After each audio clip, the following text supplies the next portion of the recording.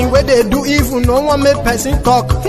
Them say that Mayegun, that man too they talk. He too they talk. Say Mayegun diary, he they hot like pepper. But every day then they take money in bulk. Woman picking they the street they hawk. Still them talk say make we no talk. But thank God say Mayegun don't come. So my people make you laugh. Oh yo yo, Mayegun don't come. Oh yo yo, my people make you shout. Oh yo yo, Mayegun don't come. Oh yo yo, Mayegun the command of the masses. Oh yo yo, Mayegun don't come. Oh yo yo, Mayegun diary politico. Oh yo yo, Mayegun don't come. Oh.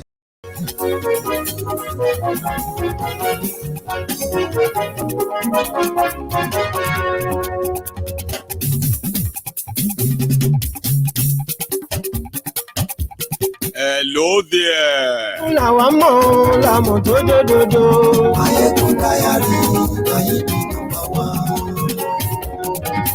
Good morning to you, good afternoon to you, and good evening to you from wherever you are watching from. This is Mayegun live.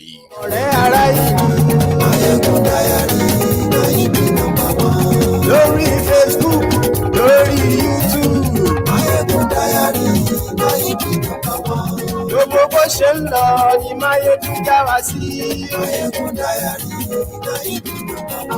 àṣírí ọ̀jẹ̀lú kì í bò níbẹ̀. Thank you so much for joining me from wherever you are watching from. Share this broadcast.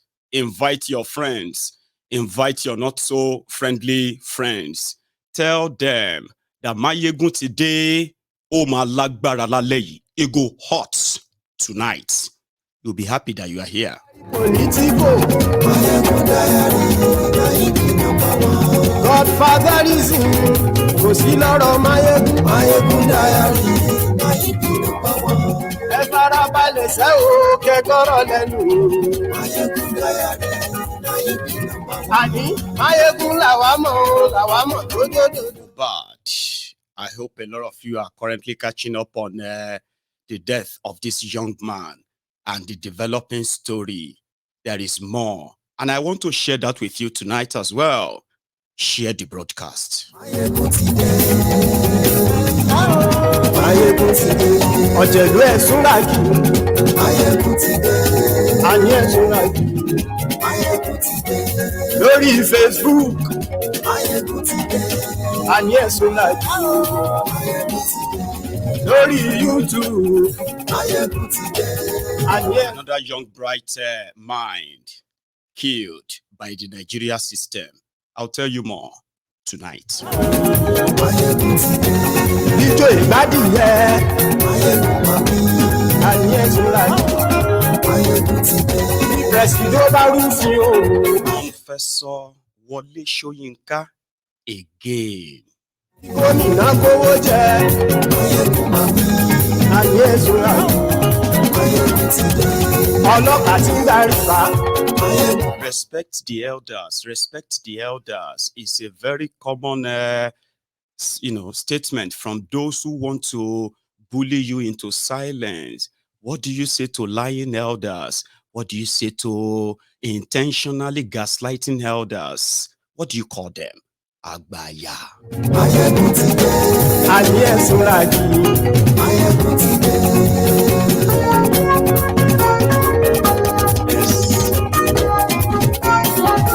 Mayegun ti dé.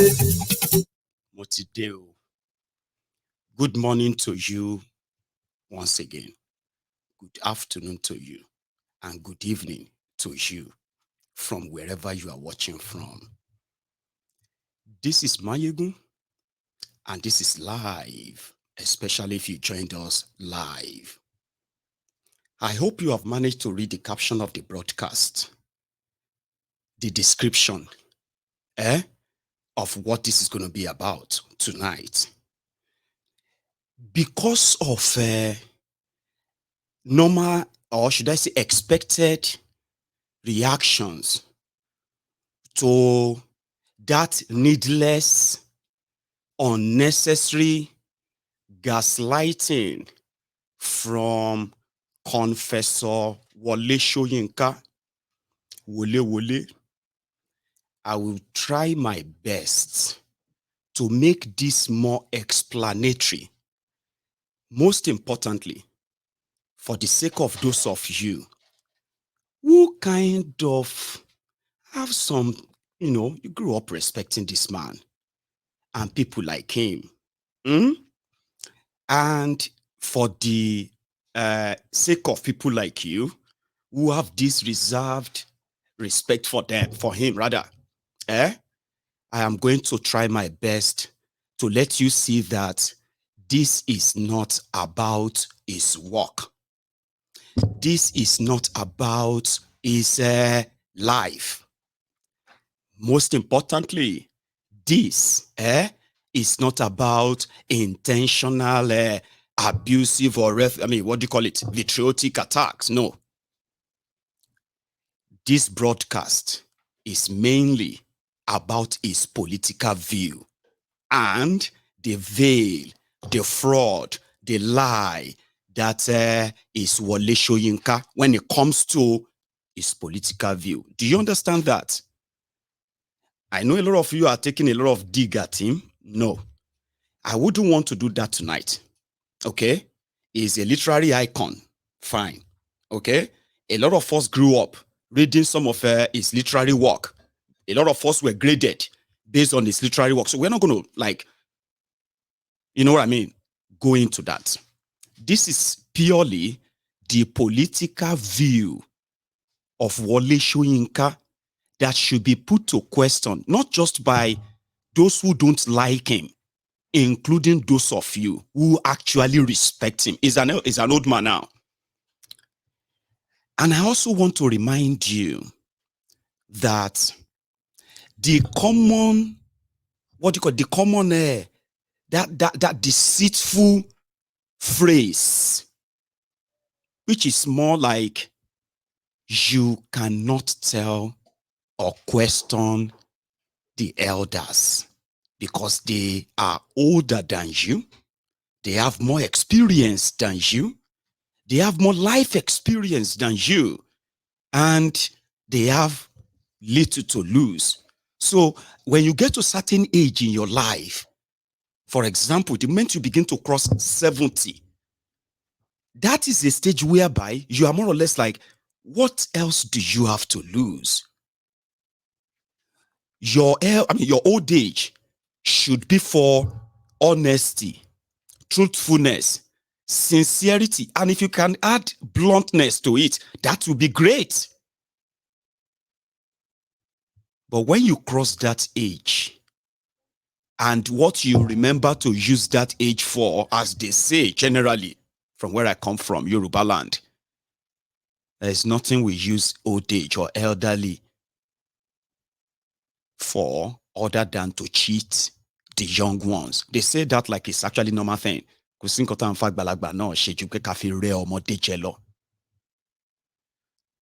don't know if that caveat will help you settling into the broadcast tonight. So this is reaction to a misleading statement from an elderly statesman.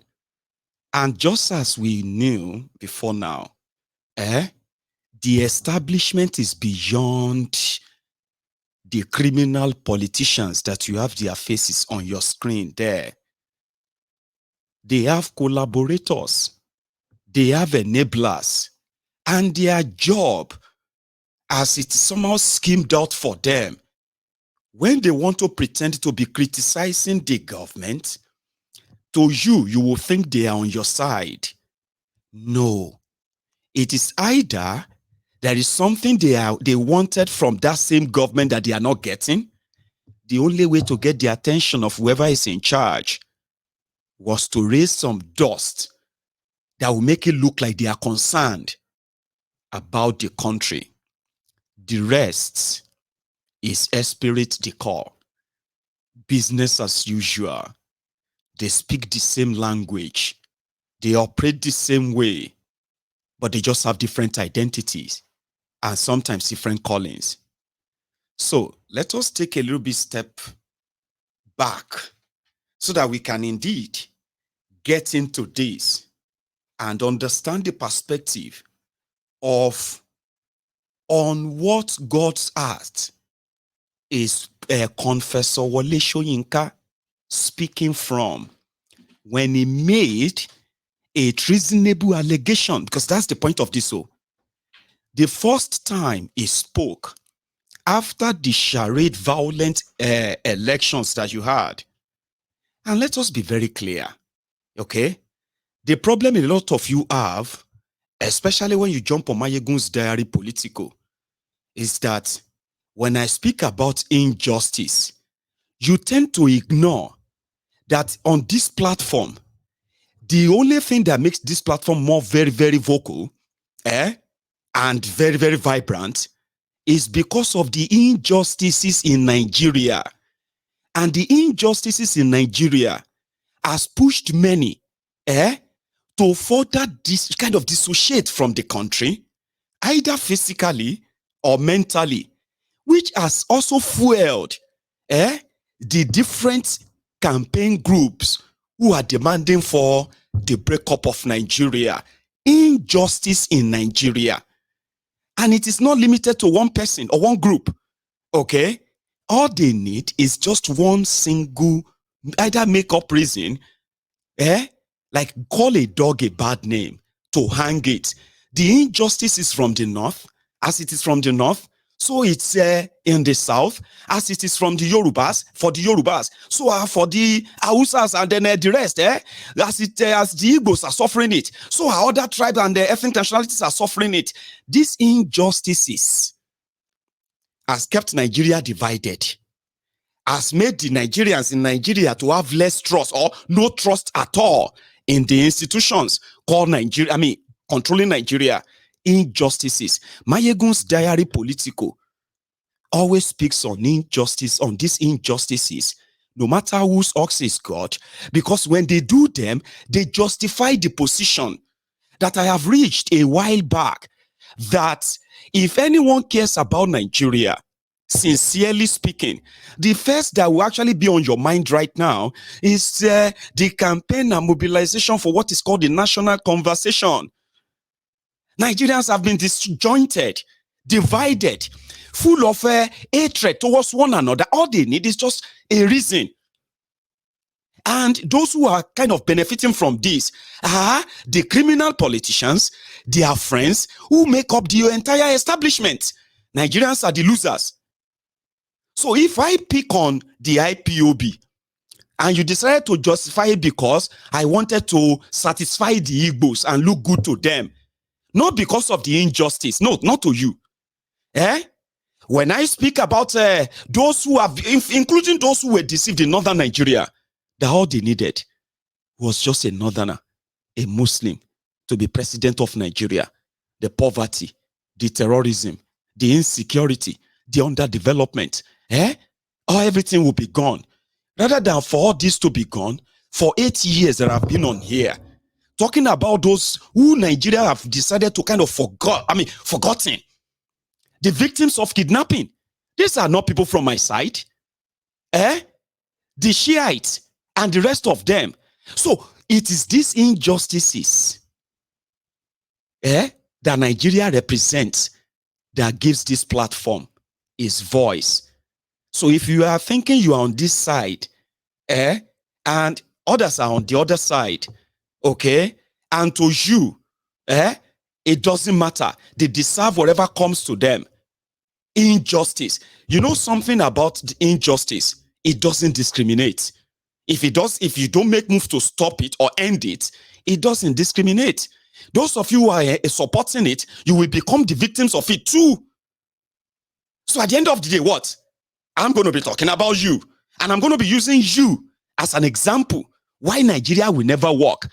Because we know a country that will work, you will see the actions and the workings of those who are doing to make it work. But those who are in charge of Nigeria are not working to make Nigeria better. You are hoping and dreaming. Kind of, vivid imagination. And to somebody like myself, every day, there are enough justices to make me turn on my cameras. Turn on my camera here and begin to tell Nigerians who care to listen that if you are not a victim yet, don't worry. It will get to your turn. When it gets to your turn, you are likely not going to see anybody talk about you anymore, because remember, you would want your oppressors, your criminal leaders, whether in PDP or APC, you will want them to extinguish those you considered as their enemies, because they are exposing them. So I'm very much, aware of that. And then when the game of gaslighting started, hang on to this. Before this charade election, we knew those who threatened people. And we knew those who kept quiet. The silence of those who were supposed to be elder statesmen in Nigeria, religious bodies, their silence was so loud that it became deafening. A lot of you witnessed that. Some of you were even saying, hey, what is Kiniko saying about this? Why is Kiniko said something about this? And all of that. But there is something I figured out. The establishment is not just your politicians.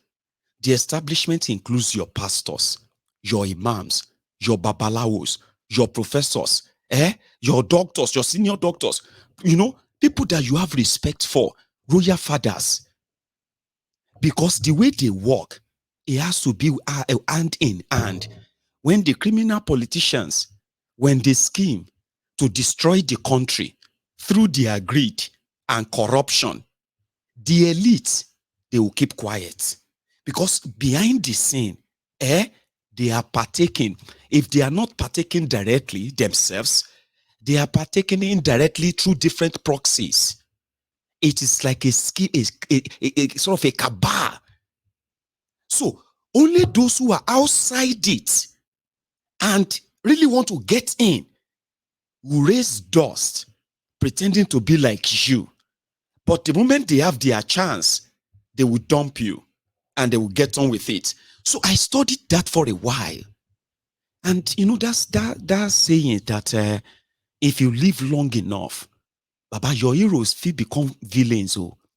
I'm talking about the people you call heroes. People you actually respect genuinely. People you love, people you will see in public and you have embraced. You know what this generation has managed to unravel is the fact that the moment the establishment lost the control of information dissemination, here you get, that exposed those who usually hide behind once in a while appearances on your media, doing some human and actual job, driving opinion and narrative, unsuspecting public, agreeing with them innocently. You know what I mean? It is the same thing with your churches and your mosques, where your religious leaders, who are also Nigerians, they are experiencing what others are experiencing, maybe in a reverse way, right? But when they gather and have an opportunity to discuss that with you, they will take it spiritual. They will deviate your mind.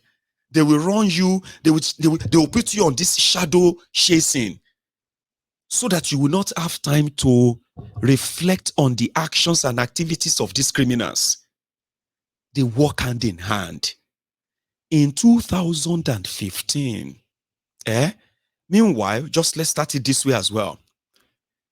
Cornfessor Soyinka, who is an old man now, very old man, is over 80, right?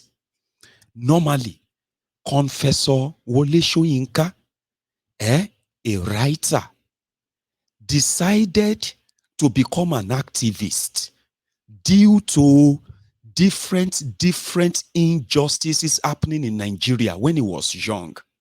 Okay? It got to a point, this Cornfessor Soyinka started a movement that participated in the political activity of that era, early 60s, early independence of Nigeria. Cornfessor Soyinka happened to be one of those young Nigerians who had these great dreams, like those Kwame Nkrumah of Ghana, Eli, all these guys are from Africa at the time. So they had this dream of what Africa should be after independence. So when these the politicians of the First Republic, when they started this political rascality, power monger and corruption, and electoral corruption, an election happened in that same early 60s, so 63, 64, that this Cornfessor, Wole Soyinka, as a young man, disagreed with so bitterly, so angrily, that he got a gun. Yes, he got a gun. And he went straight to a radio station. He wrote a speech he purported to be from his own group, political group. And that political group has now taken over the government of Western region. Are you listening? The young professor, he held, after writing the speech, declaration speech, he went straight to the radio station with a gun, and he pointed the gun, the head of the broadcaster in the radio station, and he handed in that prepared speech, and he forced them to read the entire speech. And the speech was that they have declared somebody the premier of Western region of Nigeria against the declared winner by the electoral body. This professor did that too. During their own days, when they were in their 20s, they were more radical. Are you with me? That is why when you look at those who grabbed and seized Nigeria since 1966, go and check all their ages, 24, 25. The oldest among them wasn't older than maybe 33. These were people who took over Nigeria. That was how ambitious they were. That was how audacious they were. And that was how fascist they were. You understand? Like, it's either our way or nobody's way. This generation, they are holding phones to express their anger against a failed country. And this professor in his 80s, who is now a friend, a very bosom friend, his own children, they have enjoyed political patronage from the looters and the ruiners of Nigeria. His son became a commissioner of health in Ogun State because of his father's public figure. At a point in his life, they made him the chairman of the Road Safety Corps in Nigeria as a means of compensation as well. He's always been part of that. But at the same time, lived on the old glory that, remember Wole Soyinka? Wole Soyinka that took over radio station with using gun. Wole Soyinka that was declared wanted by Nigeria government during the war because he broke the Nigeria law by leaving Nigeria to Biafra, and he joined the Biafran army to fight Nigeria, and he was using his literary pen, which was at the time was described as more powerful than the sword and guns. Wole Soyinka defied the injustice in Nigeria when he was younger. He left Nigeria and he went to Biafra. But the older Wole Soyinka is angry with young people for not agreeing and obeying the order of the old order. And even that same Baba Soyinka, like all of us saw what happened. This is not even about Obi winning. That is where some of you are getting it wrong. You are getting it wrong. It's not about whether Obi will win or not. Whether Atiku or whether Tifnubu will win or lose. You know what happened. All of you know what happened. They lied to these young people. They told them that if they are not happy, if they were not happy with the way Nigeria was being governed by APC, they should go and form political party. You all witnessed all of that now. Then they started their own political movement. A lot of you mocked them. You laughed at them.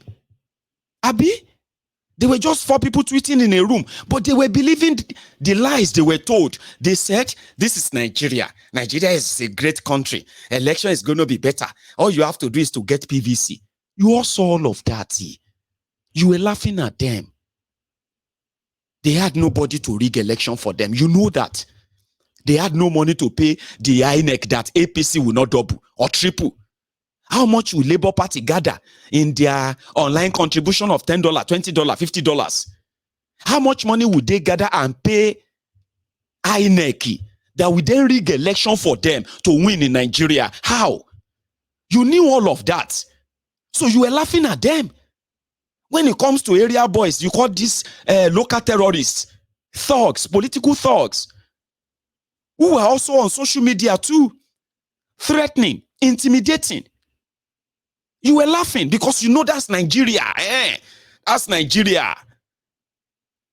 But they were believing that the INEC Nigeria would do exactly what they said they would do.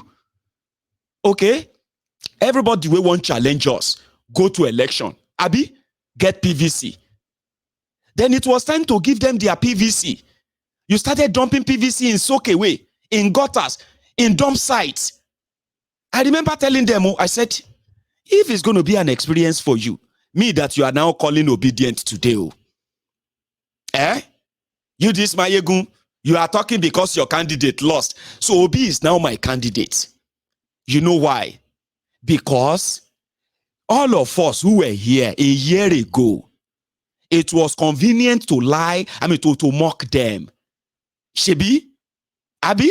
And I was one of those who was telling you that, are you guys sure that you are actually going to mock these guys, that these guys are not going to disrupt this your political space? Mayegun, forget.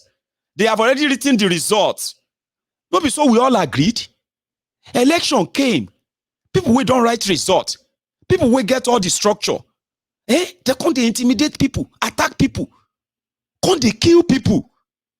People will not get structure. People will not get money. Will not get INEC. Will not get anything.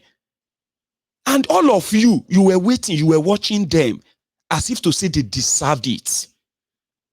They deserve it, duh. A lot of you actually said they deserved it. You want them. But what a lot of you didn't admit then was that you'd never expected them to do exactly what they did in 2023 election. Forget about winning now. They shocked the rest of you. Look at the whole system now. Look at the whole country now. Does that look like they were people you said they were, the people you were mocking a year ago? Today, you are now calling them the problem. You are calling them sore losers. You are denying everything that happened to them. After you told them that there will be nothing, so many of you were even putting money. You were saying that if they score 100,000, you will give them 1 million.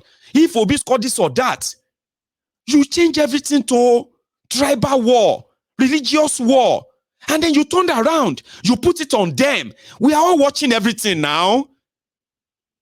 So the regular problem of Nigerians, Stockholm Syndrome, people like Wole Soyinka and many others, they are helping to change the narratives now. Peter Obi is causing problem to divide Nigeria. Obedient people, they must be dealt with because they hate Nigeria.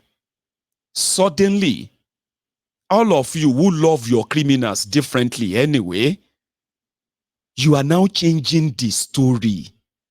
And that is why when people say, respect elders, should you respect elders who are liars too? Wole Soyinka came from nowhere after all of that. And he said, these obedient were fascists. Do you understand the meaning of fascism?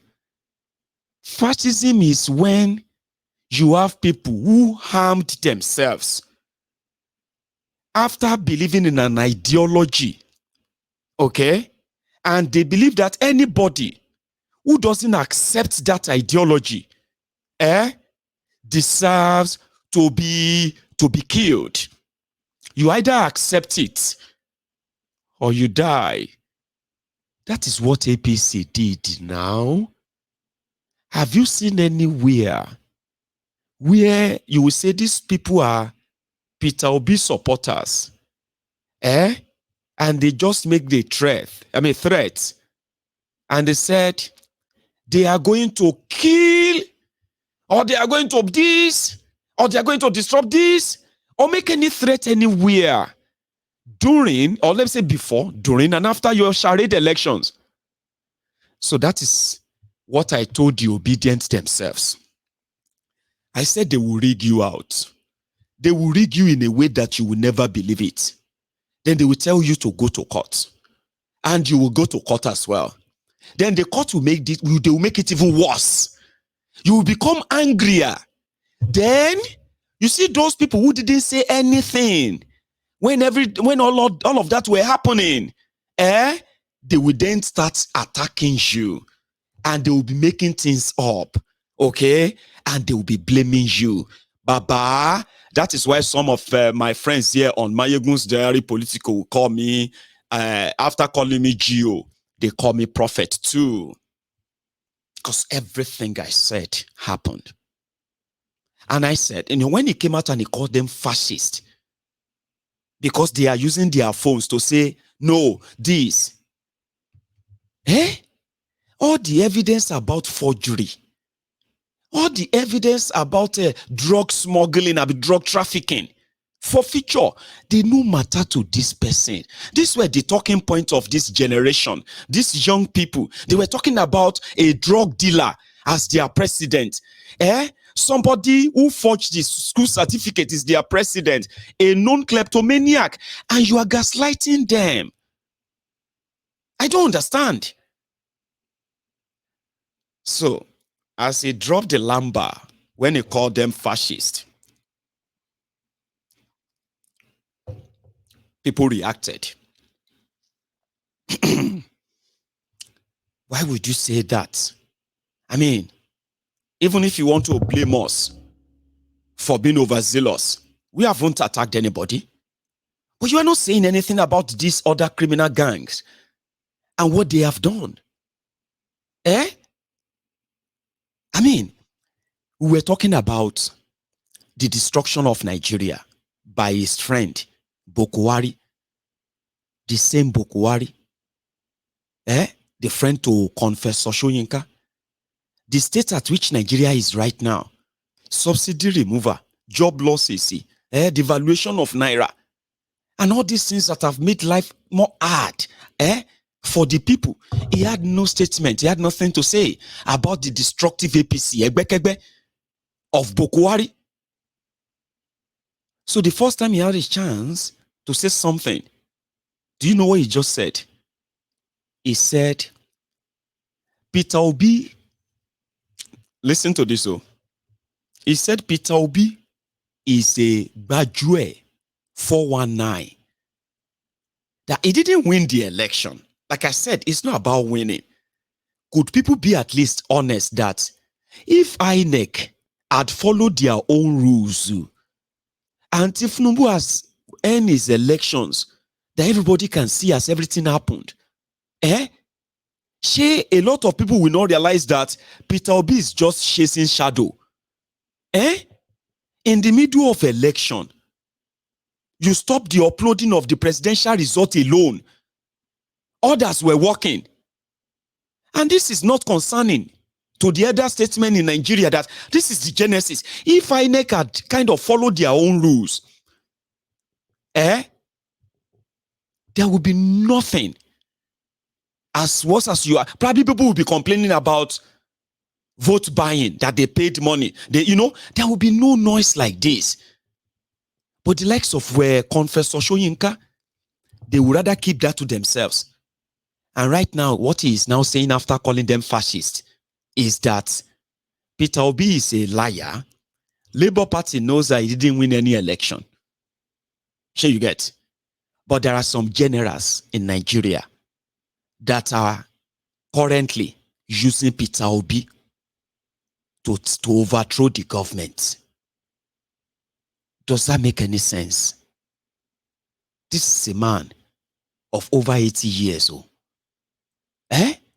This is a man that Fulani terrorist, called herdsmen, led their cows into his compound, and he made breaking news. He had to run away from his own house for safety. This is a man that a lot of people actually respect so much, and they are fighting it within them to say what is actually on their mind about him, because of how much respect they have for him. This is the man that just made an allegation. There are some retired generals. They are the ones using Peter Obi. They want to use him to overthrow Tinubu. She make sense. I'll show you. These recent elections. It's unfortunate that because the two things happened, first of all. One party took over the labor movement, which is one of my favorite movements also. And then it became a regional party, more than, whereas it was a marvelous breach into the established two camps. Peter Obi achieved something remarkable there, that he broke that mold. Yes, however, he did not win the election. In addition, my own organization has a monitoring unit. You know the one I'm talking about. And so I could say categorically that Peter Obi's party came third, not even second. And that the leadership knew it. But they wanted to do what we call in Yoruba, gbajue. That is, you know, you have force of arms. You also have force of lies. And it was gearing up towards violence. They were going to send some of the hardliners, were going to send crowds, young people, into the streets to demonstrate. I'm always ready to be among such demonstrators, but only on the banner of truth, not of lies, not of deceit. Cornfessor Soyinka. So let us review what he just said. According to him, obedience movement took over Labour Party. And it was a good idea. It's just like an abridgment between the two known political parties. So it would have been a breath of fresh air. Professor Wole Soyinka just said that then the movement became a regional one. He is inferring that Labour Party became Igbo's party. Did you understand that? It said obedience movement became Igbo movement, which means it defeated the purpose that they thought the movement would represent. I mean, like an option to either APC or PDP. You know, when somebody, an elderly person, like that, when they make a statement like that as a matter of fact, do you understand? And then turn around to say, and they knew this, that the whole thing they are doing is now gbajue, like fraud. Even when he is the one who is a fraud, but he's an old man, elderly man. He can't be a fraud anyway. He can't lie. I mean, why would he lie? Now let's take a look at that. The regional movement of obedience defeated APC PDP in Abuja. The regional movement of obedience, they defeated APC inside Aso Rock, defeated APC inside Akpo Villa, defeated APC PDP at all of the military barracks and police barracks across Nigeria. The regional movement of Labour Party, they won a seat for Kaduna House of Rep. the regional movement of a Labour Party. They won several seats as well. They won a presidential election in Plateau State.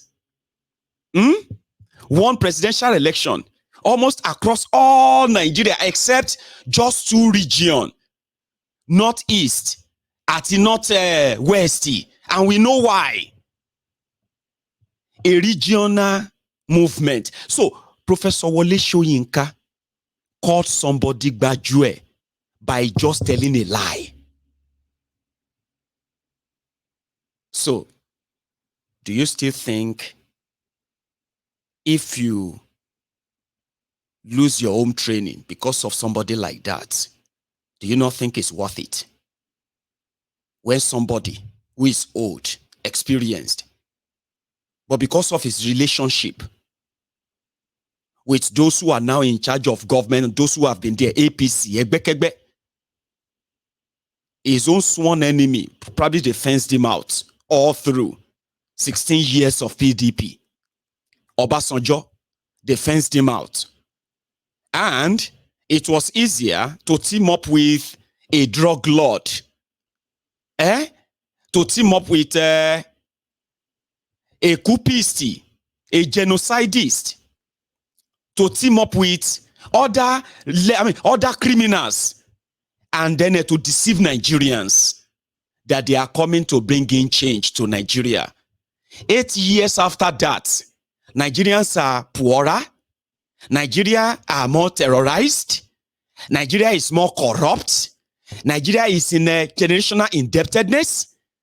The human rights, scale in Nigeria is 0. Safety for Nigerians in Nigeria is 0. 8 years after that, and the rogues who brought Nigeria to this state, they are still enjoying all the loot. But tell me now, if you lose your home training because of somebody like this, she could what? Somebody that was also struggling because of Ijekuje. Ijekuje. Most of them that are just like courtesy, they call them courtesy. The politicians need them because with them, they can validate the crime and the criminality they are perpetuating in office. All they need is, when your royal father now go to Abuja to go and meet your oppressive government. When you are talking about the criminal government and you see your royal father standing next to him or next to them, a lot of you will be put off immediately and say, I don't want to say anything. Now my royal father did there, so I don't want to say anything. That's my bishop. I know what I would have said, though, if my bishop is not the one that is visiting them. All these things are psychological conditioning. And when they come out like this to lie, you begin to be like, where is their own sincerity?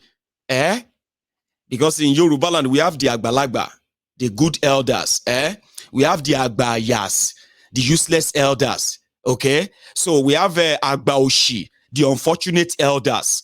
Okay? And I bet a lot of you have the same in your different ethnic nationalities too. Okay?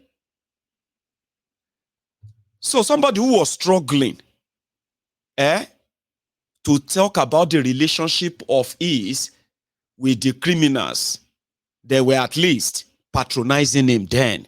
I have a clip I'm going to share with you again in case if some of you will remember this. I never knew that Tifnumbu was a rice trader. I never knew that Cornfessor Soyinka was a rice trader.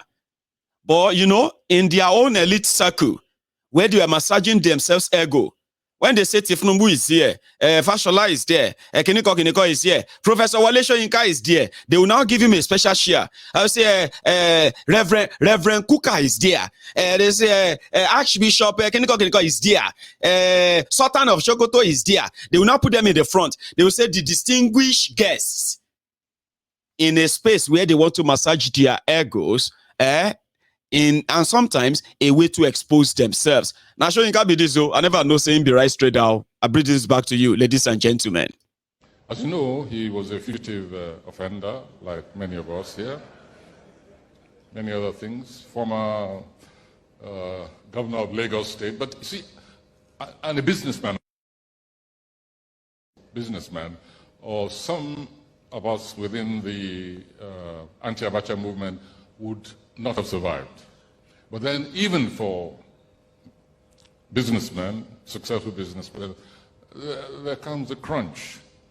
And during our period of exiled resistance, we looked for all kinds of means to raise funds, including even trying to print redeemable bonds. I think we did print redeemable bonds. We were so confident of victory that we said, look, let's print bonds and sell those bonds, and the opposition triumphs. And we designed those bonds. Incidentally, you may not remember this, apparently the symbol that we used during that time, which was supposed to be symbolic of growth, because it was a shrub. Apparently, that shrub looked very much like marijuana. We didn't know it at the time. Somebody pointed it out later on.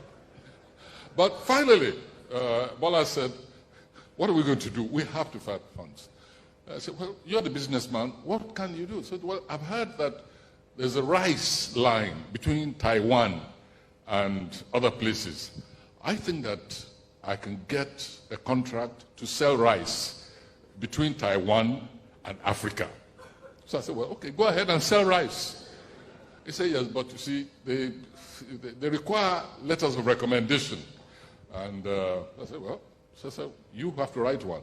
I said, me, I don't know anything about rice. I don't know anything about business. Nobel laureate. Write and say, we're trading in rice.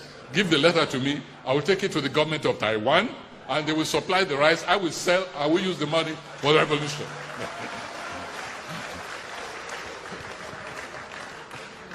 Then, after I came, we all came back. My house had been more or less made inhabitable, and I took a sort of pied-à-terre, a small place in Lagos where my house was being fixed. I began living there, but I found the work was so... Show me your friends, and I'll tell you who you are. So these are the characters that a lot of us actually grew up. We didn't know what was going on behind the scene. So that was Cornfessor Soyinka, where he was kind of making up a story. You know, he's a storyteller. He's a writer. So he can stand there and make up anything. You know? So the picture he was painting there was that when they were fighting Abacha, and they were in exile, okay, Tifnubu approached him because they needed money. They printed bond. Who did they sell the bond to? Bond on what? And people are sitting down there, educated people and some other clowns there. They were savoring them because those are the stories that you will take out of that gathering. And you'll be telling people in your office. You'll be telling your children. You'll be telling a lot of people. And these are just fabulies. But behind the scene, he said Tifnubu is a businessman. So maybe people, Nigerian journalists, David Undenyi, you might possibly help us take a look at the Taiwan rice route. Wole Soyinka knows about the Taiwan rice route. So maybe if you not dig better, you are likely going to find a lot. Because according to Cornfessor Soyinka, they made a lot of money from moving rice. And all Tifnubu needed was just Cornfessor Soyinka's signature. Okay? Just to play along. Remember Osh Poppy? Yeah, Osh Poppy. Osh Poppy has the friend. And his name is Osh-Taylor Kyari. Now, Osh-Taylor Kyari is known in Nigeria as a senior anti-crime police officer nationally. Somebody who is fighting crime anywhere he show face. But he happened to be a friend to Abbas, Osh Poppy. Now, while Osh Poppy was running a scam, he needed Osh-Taylor to help him arrest some other co-fraudsters who might want to disrupt his business at the time. So Osh-Taylor had to go on, use the position of a police officer and arrested a fraudster, a Yahoo boy, and locked him up for another Yahoo boy elsewhere. to complete the fraud. So what's the difference? Show me your friends and I can tell you who you are. You can't lie to me and then I see who you work with, who you roll with, and then you turn around and say, I'm only just, I'm guessing wrong. I'm not guessing. I'm saying it as it is. Cornfessor confessed there that he told Tifnumbu to use his name, write the letter, do whatever, I will take it to Taiwan government for you. They will release the rice. What kind of rice? When was Tifnumbu a businessman, a trader? Trading between Taiwan and Africa. Which part of Africa? Guinea Conakry. We know, I mean, like, So, Cornfessor Wole Soyinka has raised, and recently they have been saying that they have to arrest Peter Obi because of all of you. The obedient. You are using your phones. They are scared that you are going to mobilize and eat the streets. In Niger Republic, the people have been on the streets for months now. In Syria alone, after the fraudulent election, people have hit the street. In Nigeria, they will tell you to leave it for God. Because if you hit the streets, you are going to disrupt the entire establishment plan and their money-making enterprise called Nigeria, which happened to be a territory, not a country. Somebody did an explanation about country, nation, states, and territory. And Nigeria actually fell into territory. Mohbad Bolori Soyinka. Listen to this one, have now been pushed to the fringes, talking about and believing and espousing the belief that Nigeria truly should be one.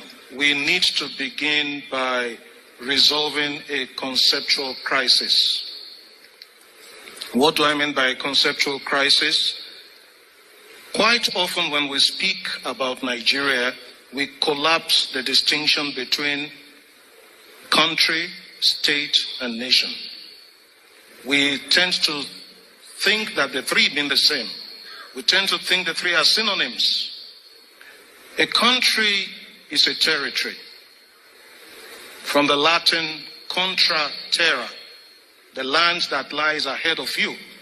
A country is a territory. It is not necessarily a nation. A nation is an association of peoples.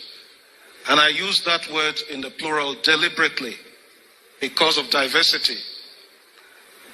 A nation is an association of peoples who identify their shared core values. And on the basis of their shared core values, they give themselves a constitution which will now establish institutions that make up the state. What we have in Nigeria and in most African countries is a confusion where we think the nation is the state. The nation is reduced to the state. We have a country quite all right by the fact that we live within a territory, even if that territory is not secure, as we all know. But we don't have a nation. We have institutions that make up the state. We collapse the nation into the state. If you look at our constitution, section 2 of the current constitution, and you don't find this in the 1963 constitution, it ascribes sovereignty not to the people but to the state. That is dangerous. That means the state has the last say on any question. That means the state is more powerful than the citizen. That is a recipe for impunity. Because as we all know, the state is the head of state, or the governor, or whoever represents them. Whatever they say, we all have to comply, whether they're right or wrong. So we don't have a democracy in the true sense of the word. Oh my God. And until we have that, until we build a nation, we can't even talk of unfinished greatness. And I have to make a critique of the title of Governor Fayeme's book. It presupposes that there is a project that is unfinished. I am saying we have not even started the project. Oh my God. And we need to stop deluding ourselves. What are our shared core values? What are the things that bring us together, apart from the super egos? You know, when I had this experience, 2013, I was visiting a place called Do in Plateau State. The Plateau State governor is here. I got to Do the Friday before the Nations Cup final between Nigeria and Burkina Faso. And there was tension everywhere. But on Sunday night, when Nigeria won the game, the final match, the tension dissipated. And most people forget the fact that a young man from southeastern Nigeria received the ball from a young man from Pangshin who had to leave Nigeria because his parents were killed. Victor Moses passed the ball to Sondemba. Sondemba scored the goal. And we didn't even ask about the local government of origin of the scorer of the goal. So what are our shared core values? If you ask the Americans, they talk of life, liberty, and the pursuit of happiness. We don't have one. And it is when we begin to identify our shared core values that we begin to build a nation. What we have right now is a state held together at gunpoint.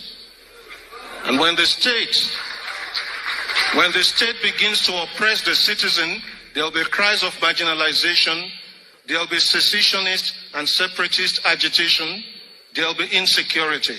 Now we have set up Nigeria to be a place where the state is more powerful than the citizen, and the state is oppressive. We need to retrace our steps. Quite often, Nigerians ask, which is the way forward? And I say, if you are moving in the wrong direction, you shouldn't be going forward. You should make a U-turn.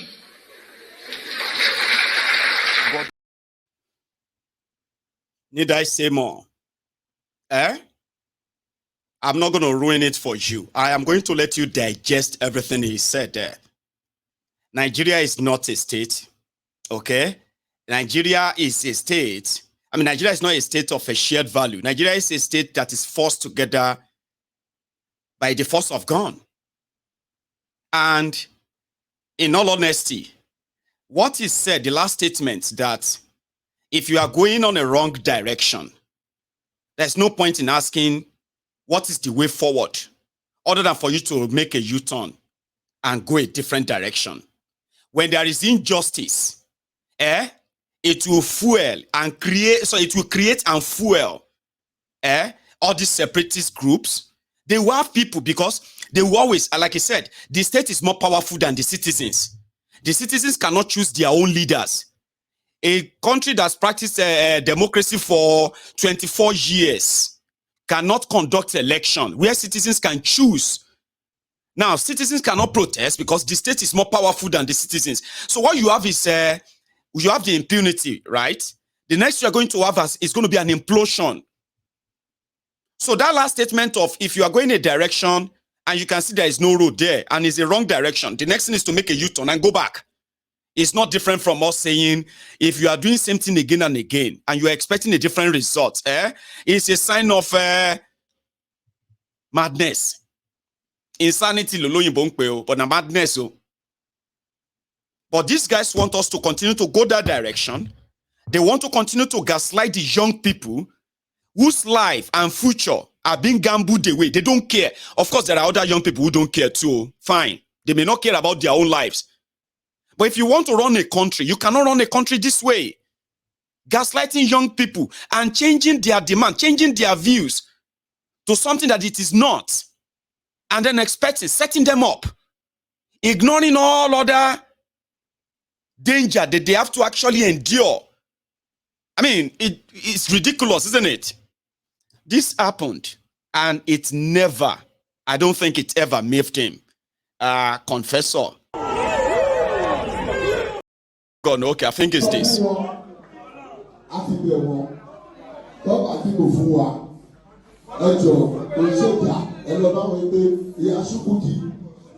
Please, if you don't want vote for us, please sit down for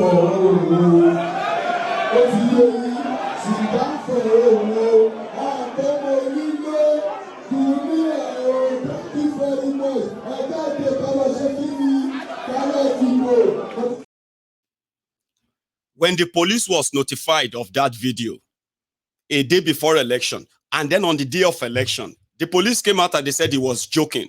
People were bleeding due to the attacks from these local terrorists, especially in Lagos. Police said, well, it is, it is disobedient. This Igbo, they were saying no man. I mean, this Lagos is no man's land, and they were justifying it.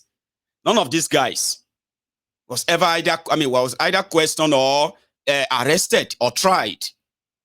Okay, but you see those who are pressing phone, abba, they are the real enemy, and that is the narrative that those who are supposed to be the elders, who are seeing all of this, instead of them to be honest and truthful, at least Kema Basare Inije, don't destroy your own graves. Be honest, be truthful. What do you have to lose? What? At that age. But they would rather work with their, what do you call it, the same oppressive system, okay, in order to further cage you. And if the system is going to kill you, they will be the first to come out and say, you deserve that because you are pressing phone. Somebody had this for him. My fraternal greetings to everyone. Today I want to talk about the incoherence upon incoherence of Wole Soyinka. Enough is enough. We've tolerated this man for a long time. It's a big shame to the literary community. Wole Soyinka, you are simply and squarely one of the intellectual idiots we have in this country. You are a man without principles, a thoroughbred and incurable hypocrite. That's what you are, and nothing less. No wonder it is argued that the so-called Nobel Prize you won in 1986 emanated from the boardroom of politics. And now it is true. Your attitude, your everything, your actions and inactions give credence to those assertions. If we want to talk about men of integrity, let's begin with the contemporaries. Are we talking about Chinua Achebe, the immortal sage and father of modern African literature? Are we talking about J.P. Clark, Africa's most lyrical poet? Or are we talking about Niyo Sundare, the scourge of tyrants? Or are we talking about Christopher Okibo, who lived and died for what he believed in? Are we talking about Gabriel Okara? Who are we going to juxtapose you with, Wole Soyinka? Those names I mentioned are names that we can all go to invoke as a source of pride and for moral inspirations. They are men who have engraved their names on the marble of integrity. Unblemished men, men of integrity, men who are conscious of their good names, their global good names. But that is not you, Wole Soyinka. Your son served as a commissioner for health in Ogun State. He destroyed the health sector in that state, looted everything and left. He left the health sector in Ogun State in shambles. That is your own son. Which of the sons of your contemporaries has smeared their father's name in that way? Mention one. Today's government is 100 times worse than the GEJ's government. None of you came out to protest. You even wrote describing the wife of GEJ as a hippopotamus and the president himself, GEJ, as a King Nebuchadnezzar. But everything happened in this government, people like you never came out to protest. But a few days ago, you came out to call the youths fascist and talking rubbish. Please go and sit down. Are you following? I mean, let us be truthful. Don't be hypocrite. I mean, if you want to be, if he says he's a member of APC, at least you will deal with that way and say, okay, we are dealing with APC member. Why are you hiding behind that name? That name that